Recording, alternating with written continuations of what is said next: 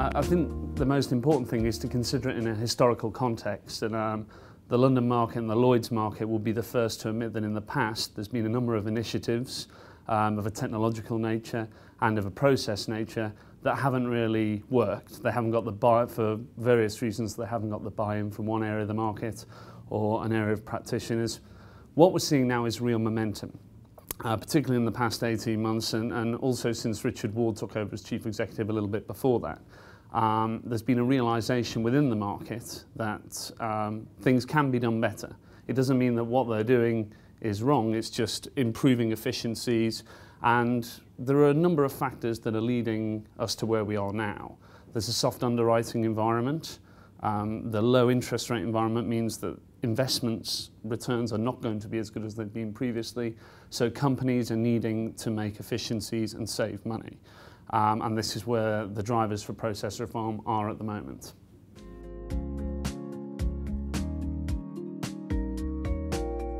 The one that's catching everyone's attention at present is the endorsements pilot. And basically this allows underwriters and brokers to connect through the Lloyd's Exchange, which is a hub essentially, and make endorsements to contracts in real time or live.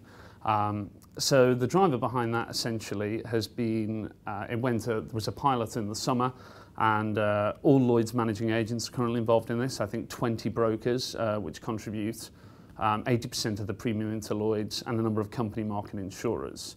And this is really the first step on the way to, I would envisage, a full electronic processing model. So it's quite interesting to see how this is working, because we're getting some results through. I think the first month there were 2,000 endorsements, according to figures from one of the brokers, 2,000 endorsements done the first month. But it's too early to say whether it's a success yet. One of the things that has possibly been the undoing of process reform in the past has been a demand for instant results. And I think the London Market Group, who are overseeing this, has been quite clever. It's not coming up with deadlines in particular to try and say that it's got to be done by then. It's very much a wait and see and iron out the mistakes in the process kind of way of approaching things.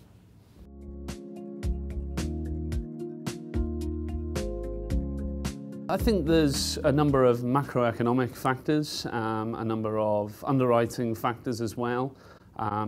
Earlier this year, the Chief Executive of Lloyd's, Richard Ward, was particularly vocal about the fact that there were tough times ahead because of the reasons I said earlier, the returns from underwriting and investments being low, and there's a lot of market functions that he does believe can be done in an automated way, in a more efficient way, and it all goes to kind of boosting returns moving forwards when you can't get it from the more obvious ways.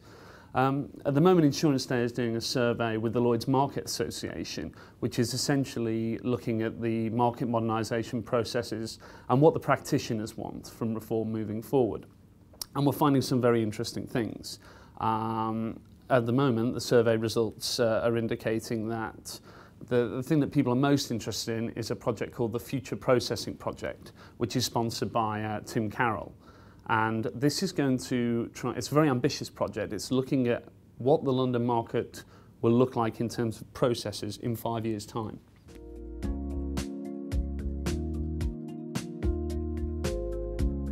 I think there is a general realisation that not everyone can change, I think. But I think what I was hearing in a meeting on this subject last week was there's almost a sense of there's a young blood coming through. A lot of people are coming in from graduate trainee schemes. People are coming in from outside the industry, and they're asking the question, why are we doing it like this? You know, you've seen yourself, Richard, as you walk around outside Lloyd's. There's still so much paper being carried about the market.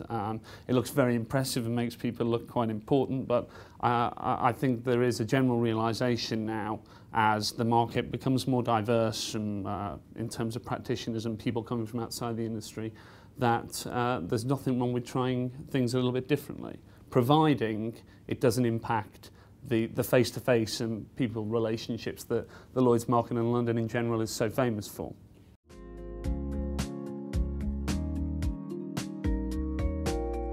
Solvency II is a very interesting one because one of the results that we've garnered from our survey with Lloyd's Market Association is that 80% of Lloyd's businesses said in our survey that they are either satisfied or very satisfied with their Solvency II implementation progress to date.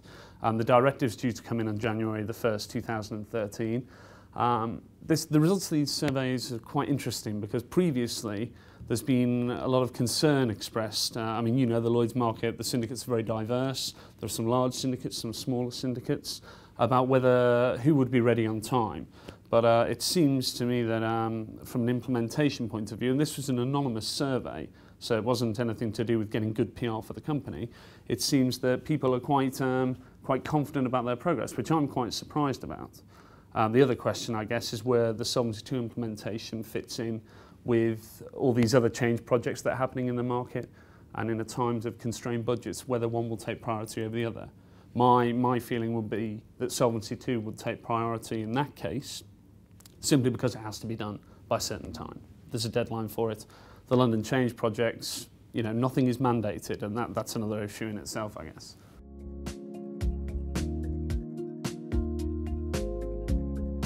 I think so. That's a general view, obviously. I'm sure there'll be lots of people who would disagree with me. But one of the things we're hearing is a lot of companies have project change managers, and it's like with any change in any sector, I guess. You have people in charge who want to change, and they will drive that change. And I think I had a very good quote last week that the resistors to change in the London market may be shamed by being an isolated bunch, which I thought was quite interesting.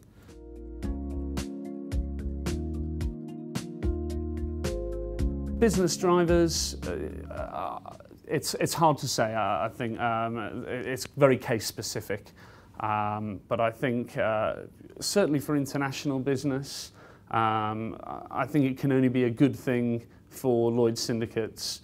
Particularly if we look at the strategy in terms of maybe not setting up overseas hubs in the future unless regulatory requirements dictate it, then you want the smoothest process efficiency for your international customers. The cover holder business that you mentioned earlier represents 30% of Lloyd's premium, which is an astonishing amount considering it's not really promoted. I mean, Lloyd's is coming up with a lot of premium standards for Bordereau to try and get people to submit data in a consistent manner.